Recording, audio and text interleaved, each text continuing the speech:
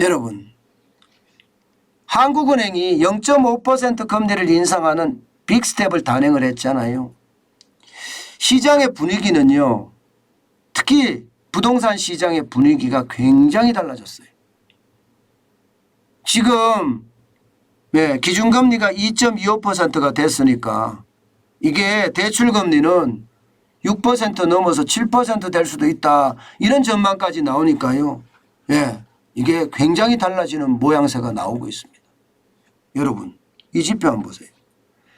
3년 이하 보유 매도 비율이 여러분 26.13%나 됩니다. 다시 말해서 집을 사서 3년 안에 파는 사람들이 굉장히 많아졌다는 거예요. 굉장히 많아졌다는 거예요. 지난해 여러분 보세요. 지난해 3분기만 하더라도 20.11%예요. 4분기에는 21.62%예요. 거기에 비하면 지금 여러분 거의 말입니다. 6.02%나 늘었습니다. 6.02%. 급증했죠. 이 정도면요.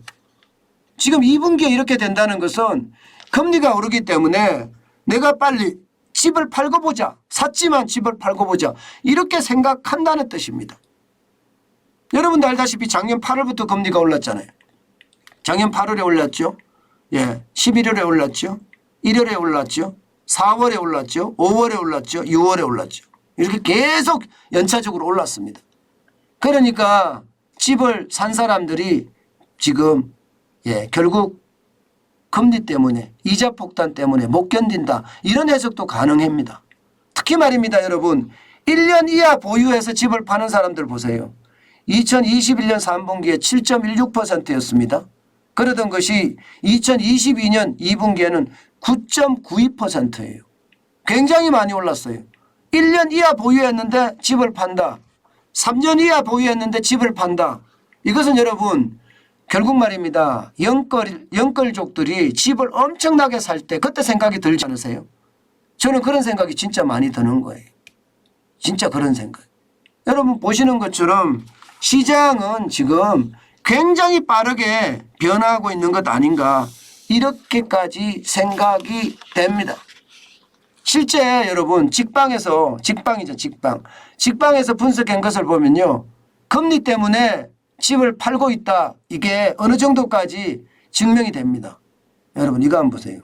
이 그래프를 보면 금리 때문에 집을 팔고 있구나 이런 생각을 할 수밖에 없습니다. 보시는 것처럼 파란색은요. 주택담보대출이나 가계대출을 빌렸을 때 2% 미만으로 빌렸다는 뜻이고요. 그리고 주황색은 2%에 3% 정도라는 거예요.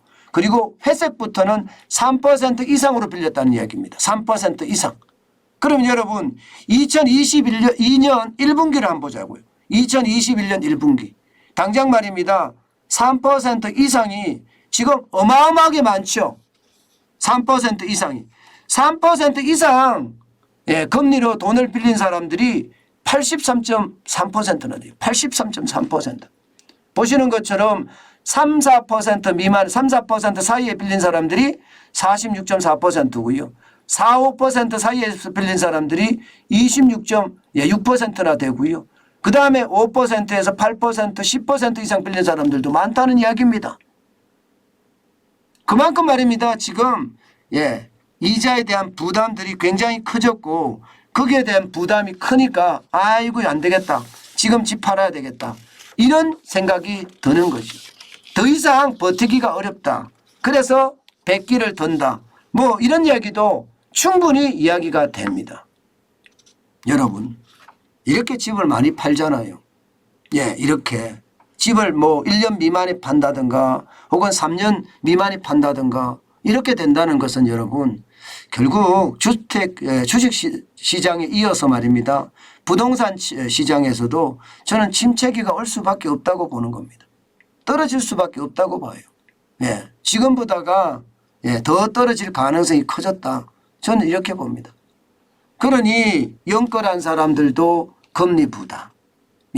게다가 무주택자들이 집을 산 사람도 금리 부담. 금리 부담이 그만큼 심각해진다는 이야기입니다. 참 이것을 보면 시장의 변화나 이것을 정확히 꿰뚫어 볼 수 있는 건데요. 결국 거품이 붕괴하겠구나 그런 생각 저는 일단 해봅니다. 여러분 주택시장의 변화 부동산 시장의 변화는요. 그만큼요. 지금은 다이나믹하다. 엄청나게 빠르게 변하고 있다. 이 말씀을 드리고 있는 겁니다.